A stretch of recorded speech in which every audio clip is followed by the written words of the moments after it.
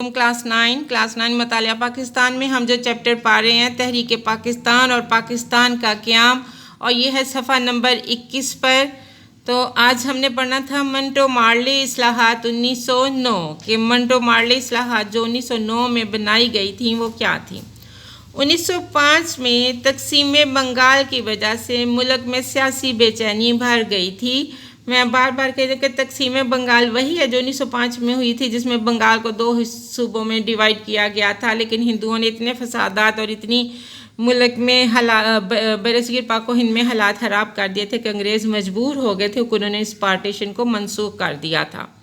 1905 میں تقسیم بنگال کی وجہ سے ملک میں سیاسی بے چینی بڑھ گئی تھی۔ ہندو اور مسلمان ایک دوسرے سے بیزار ہوتے جا رہے تھے۔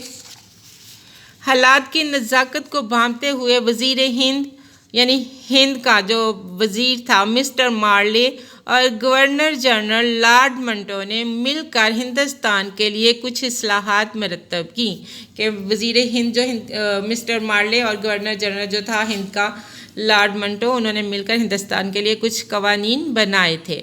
برطانوی پارلیمنٹ نے ان اصلاحات کے بل کو انڈین کونسلز ایکٹ 1909 کے نام سے پاس کیا، اور یہ جو مسٹر مارلے اور لارڈ منٹو نے کیا تھے قوانین بنائے تھے، انہیں جب برطانوی پارلیمنٹ میں پیش کیا گیا تو برطانوی پارلیمنٹ نے انہی قوانین کو، انہی اصلاحات کو انڈین کونسلز ایکٹ 1909 کے نام سے جو پاس کیا تھا ان میں شامل کر دیا۔ عام طور پر ان اصلاحات کو منٹو مارلے اصلاحات کے نام سے یاد کیا جاتا ہے، کیونکہ یہ مسٹر مارلے اور لارڈ منٹو نے بنائے تھے مل کر دونوں، لہٰذا یہ قانون ہی جو آیا تھا 1909 کا ایکٹ جو آیا تھا وہ منٹو مارلے اصلاحات کے نام سے ہی پکارا جاتا رہا اور یاد کیا جاتا رہا۔ ان اصلاحات کے تحت مرکزی اور صوبائی قانون ساز کونسلوں میں توسیع کر دی گئی اور ان کے ارکان کی تعداد میں اضافہ کیا گیا۔ جداگانہ انتخاب کا طریقہ رائج کرنے کی منظوری بھی دے دی گئی۔ مسلم لیگ جداگانہ طریقہ انتخاب کے نفاذ کا خیر مقدم کیا اور اسے اپنی کامیابی قرار دیا، کیونکہ مسلمان پہلے ہی یہ مطالبہ جو تھے وہ شملہ وفد میں انہوں نے یہ مطالبہ کیا تھا اور 1909 میں یہ مطالبہ ان کا منظور کر لیا گیا، لہٰذا مسلمانوں نے اس کے اوپر خوش آمدید کہا۔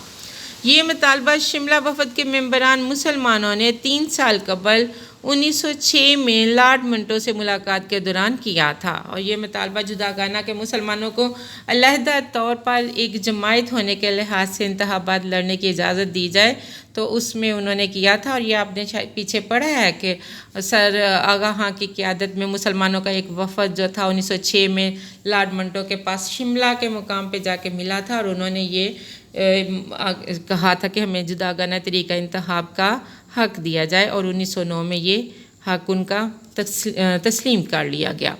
پھر عجم میثاق لکھنؤ 1916 میں لکھنؤ میں مسلم لیگ اور کانگریس کا مشترکہ اجلاس ہوا۔ دونوں پارٹیوں کے درمیان ایک معاہدہ طے پایا جسے میثاق لکھنؤ کا نام دیا گیا۔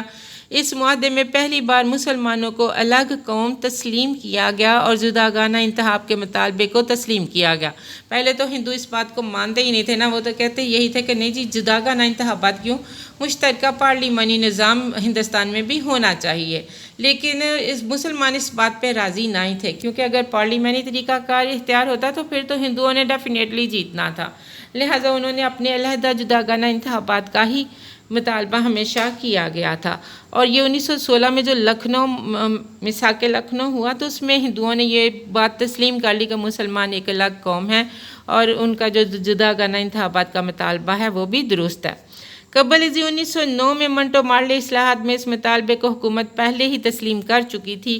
میثاق لکھنؤ کی بدولت قائد اعظم کو ہندو مسلم اتحاد کا سفیر قرار دیا گیا کہ یہ جو میثاق لکھنؤ ہوا تھا یہ سارا کا سارا قائد اعظم کی کوششوں سے ہی ہوا تھا۔ یہ جو دونوں مطالبے تسلیم کیے گئے تھے جداگانہ انتخابات اور مسلمان ایک الگ قوم، تو یہ قائد اعظم محمد علی جناح کی کوششوں سے ہی طے پایا تھا، اسی لیے قائد اعظم کو ہندو مسلم اتحاد کا سفیر قرار دیا گیا۔